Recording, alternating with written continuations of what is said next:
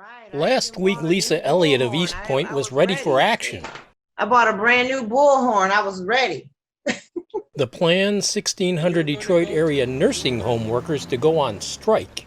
Their union, SEIU Healthcare Michigan, demanding higher wages and more help, saying the targeted nursing homes are running short-staffed.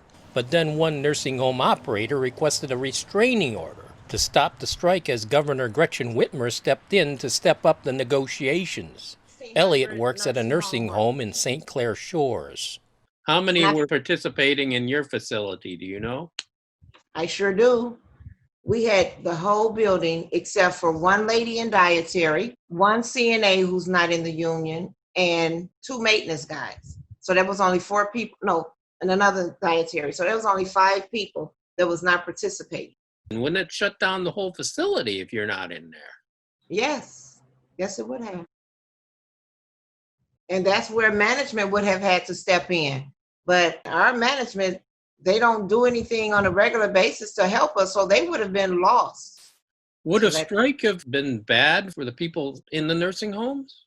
it would have been, but not only are we striking for ourselves, we are striking for our residents as well. Because see, when we have more staff, that means more care for the residents. Like when dietary have more staff and more help, they can get their food when it's hot and not when it's cold, and they can get the things that they require. You're a CNA, you said. Well, that's what a certified nurse's assistant. Is that what that stands for? Yes, and I'm also a union steward for SEIU Healthcare of Michigan. Now, what is a typical wage for a CNA? What is your wage? Well, mine, I make $15.50. And like I said, I've been doing this for 20 plus years since I've been at this company, and I've been there going on 3 years. And the only raise that we ever received was from when the union stepped in to bring us up so we could keep people there working. And that's how we got to 15.50. I was only making $13. That's all I was making. What is your typical day like? Well, it's hectic because we work short every day.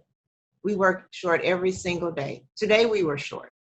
And when I mean by that is it's not from people calling in, it's from them scheduling us like that. We have no one to want to work there. So it's like I go in there, I may have like 13, 14 residents, and I have to, two meals with each one. I have to care for each one. These residents depend on me. So I may get a break in there and I may not, but it's very hectic. And we have no help from our nurses or our unit managers. They don't help us. They don't pitch in and help get the work done when you're short of people? Not at all. They won't even answer the call lights. In regards to your residents that do have COVID-19, are they well separated from the ones that don't? Well, they had our COVID hub downstairs and we were upstairs and they had it blocked off. But the only thing I didn't like about that was you have a COVID unit with COVID residents, but you're still doing their laundry in the same washers and the same dryers with other residents. You're still serving their food on the same plates and everything with the same residents. I mean, a lot of things that they were doing to protect us when we had our COVID residents in there, I didn't feel safe. How about now? Do you feel safe now? No, no, because we have residents now that's displaying signs and symptoms of COVID. Some not eating, some, their mental status has completely changed, but they'll tell us, well, they don't have a fever, so they don't have COVID, but they're testing them, but they won't tell us. They won't tell us anything. You're saying they test residents, but they don't tell you if they have COVID or not? No, they don't. They'll tell us, oh, they have pneumonia and they are on isolation. But we all know that if they tell us they have pneumonia, that's what it is. And they'll keep them on the unit. They officially closed down our COVID hub. How many of your coworkers came down with COVID, do you know? Let's see.